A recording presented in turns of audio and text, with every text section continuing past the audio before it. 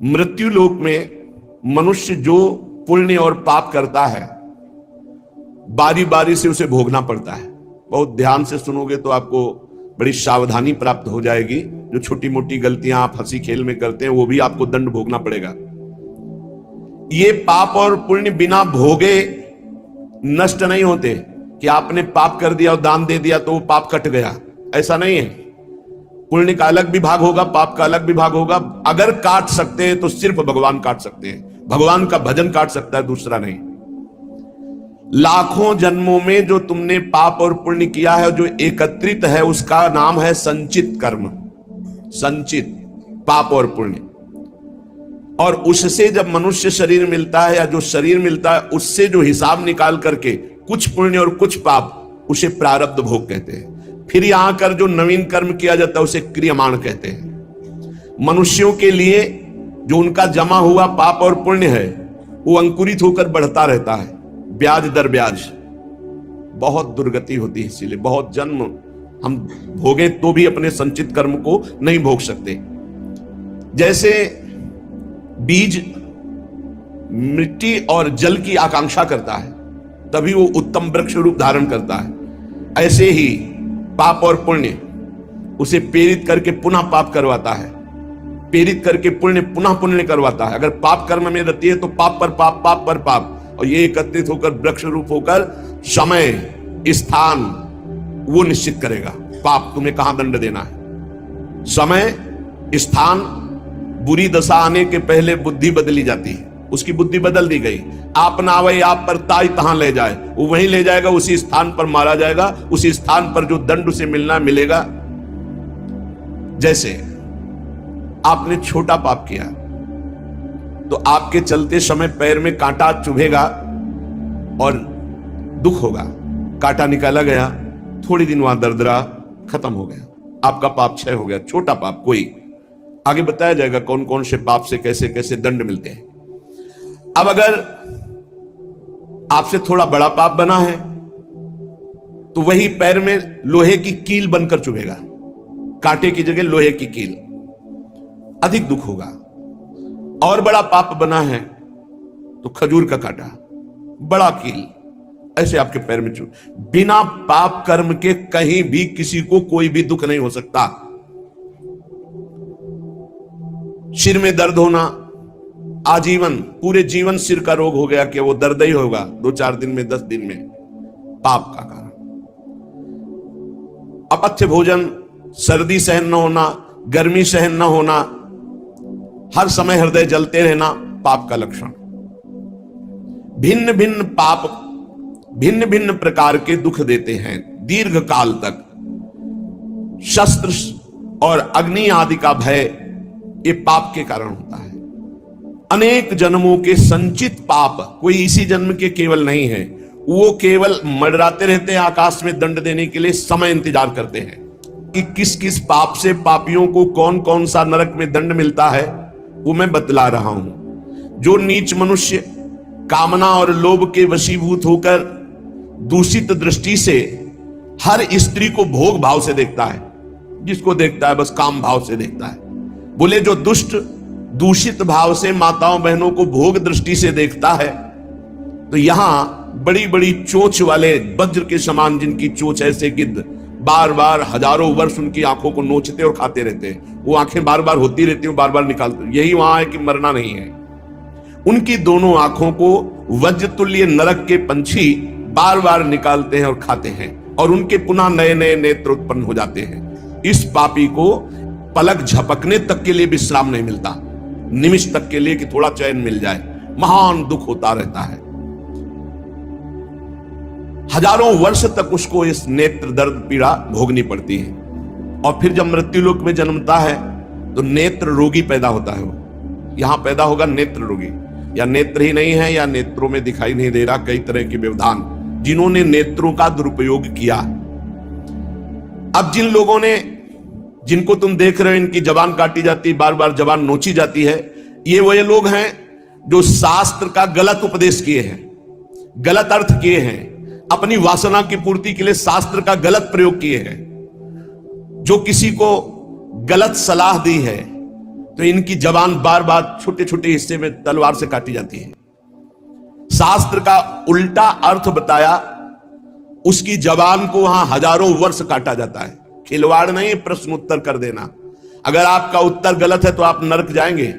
प्रश्न करता तो आप पर श्रद्धा करके पूछ रहा है और आपने मनमानी उत्तर दे दिया और वैसा आचरण कर दिया तो उसको पाप नहीं लगेगा, पाप आपको लगेगा क्योंकि आपने आदेश किया है और आपकी दुर्गति हो जाएगी। इसीलिए अनाधिकारी को जब जनक जी महाराज विदेह राज ने पूछा, निमि जी ने नवयोगेश्वरों से कि मैंने यही प्रश्न कर्म के विषय में सनकादि से पूछा था, वो मौन थे, कोई उत्तर नहीं दिया, क्यों? तो बोले उस समय आपका ज्ञान जागृत नहीं हुआ था, आप उस समय अनाधिकारी थे, कर्म का बड़ा सूक्ष्म विषय होता है, इसीलिए मौन थे। ऐसा नहीं कि हर प्रश्न का उत्तर फटाक से दे दे और वो गलत है अगर उत्तर तो शास्त्र सम्मत नहीं है तो उत्तर देने वाले को नरक का दंड मिलेगा, उसकी जबान हजारों वर्ष वहां काटी जाएगी। जो शास्त्र का गलत अर्थ करता है, जो शास्त्र को अपनी वासना पूर्ति के लिए घुमा करके बोलता है, जो किसी को बुरी सलाह देता है, उसकी जबान यहां काटी जाती है, जो देख रहे हो। जो वेद की निंदा करते हैं, देवताओं की निंदा करते हैं, संतों की निंदा करते हैं, वैष्णव की निंदा करते हैं, गुरु की निंदा करते हैं, गुरु पर दोष दृष्टि करते हैं, गुरु को वक्र दृष्टि से देखते हैं, क्रोध दृष्टि से, उन सब को यहां भयंकर वज्र तुल्य वाले जिनकी चोंच है, ऐसे पक्षी गिरा गिरा करके उनके अंगों को नोचते हैं, जबान, आंख और उनके शरीर के अंगों को। जितने निमेष तक उनके द्वारा ये जिह्वा जनित पाप हुआ है, उतने हजार वर्ष तक उनको पक्षी नोचते हैं। जो नराधम बिना दोष के दो मित्रों में फूट डाल देते हैं, एक दूसरे की चुगली करके, पिता पुत्र स्वजन में भेद पैदा कर देते हैं, और जो पुरोहित, बहुत ध्यान देने योग्य बात, अनुष्ठान का संकल्प लेता लेकिन अनुष्ठान पूर्ण नहीं करता, जजमान को क्या पता।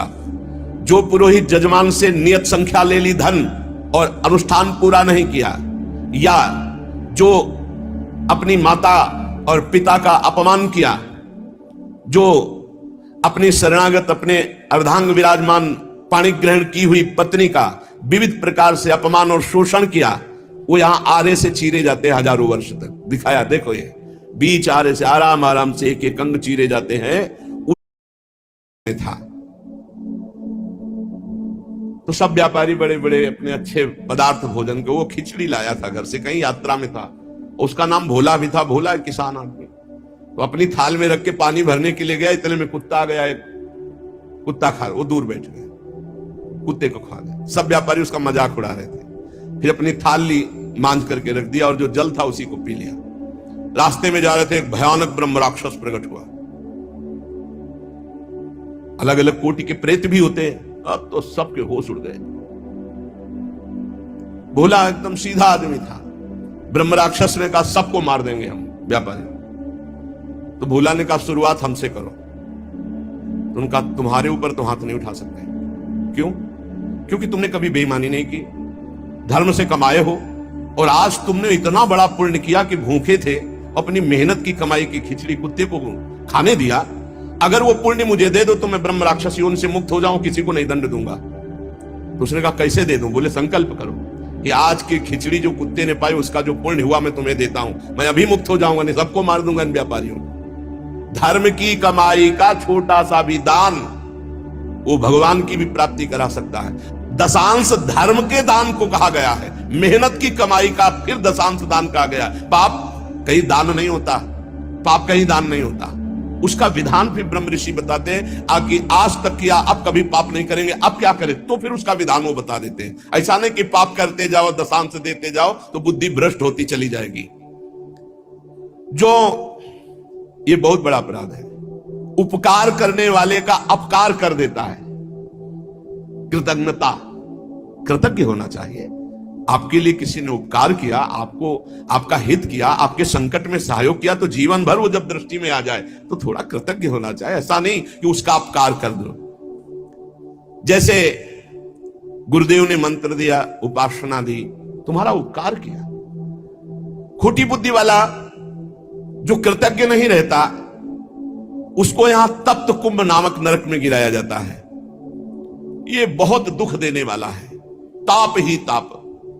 और इसमें 80 पत्रवन नरक में जैसे तलवारें हैं, ऐसे किनारे किनारे तलवारें हैं। जिधर ये होता उधर तलवार घुसती, बार बार इसको पीड़ा होती है। फिर उसे अगले कालसूत्र नामक नरक में डाला जाता है।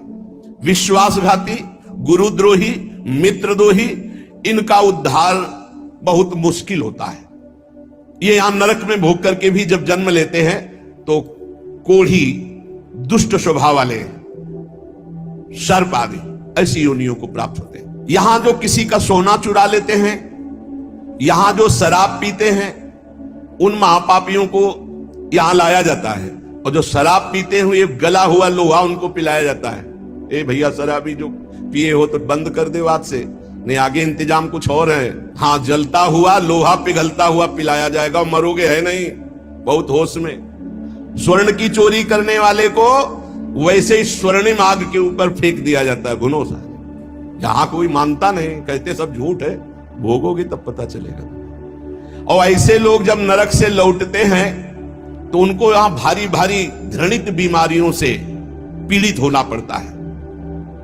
राजन, जो नीच, अपवित्र, पापी पुरुष है, वो जब दूसरों से दान लेता है तो नरक में जो बताया गया वो भोग भोगता है। यहां जन्म लेता है गधे का, गधा बनता है। दो ही देखते रहो आराम से। किसको? जो पतितों से, पापियों से दान लेता है, वो न ऊपर तो सुना दंड, और जब मृत्यु लोक में जन्मेगा तो वो गधा बनेगा। चाहे कोई भी हो, तैयार रहो पीठ मजबूत करके ढोने के लिए बाहर। जो अधिकारी नहीं है, पतित है, उससे जो पैसे के बल से पूजा करवाता, यज्ञ करवाता है, उस द्विज को जब नरक जाके पहले भोगेगा और फिर लौटेगा तो विष्ठा का कीड़ा होना पड़ेगा। जो अपने गुरुदेव के साथ छल करता है, अहंकार करता है, कपट करता है, उसे पागल कुत्ते की योनि मिलती है। उसे नरक भोगने के बाद पागल कुत्ते की योनि मिलती है। जो गुरु की संपत्ति का अपहरण कर लेता है, मनमानी आचरण करता है, तो उसे यहां यही दंड मिलता है, अर्थात कुत्ते की योनि प्राप्त होती है।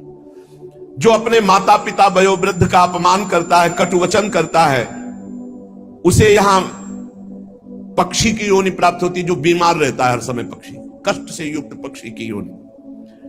जो अपनी भाई की स्त्री का गलत भाव, तो वो कछुए की योनि प्राप्त होता है, बड़ा कष्ट में जीवन उसका व्यतीत होता है।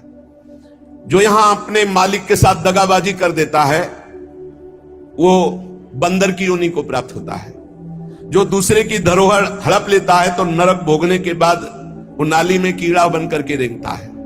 जो दूसरों के दोष देखता रहता है, वो नरक भोगने के बाद यहां अंधा पैदा होता है, आंखों से अंधा पैदा होता है। जो अपने मित्र या अपने प्रियजनों के साथ विश्वासघात करता है, वो मछली की योनि हजारों बार जन्म लेता है। जो मनुष्य यहां जौ, तिल, धान, अन्न इसकी चोरी करता है या अनाज के खेतों में आग लगा देता है, वो नरक भोगने के बाद यहां नेवला और चूहे की योनि प्राप्त करता है।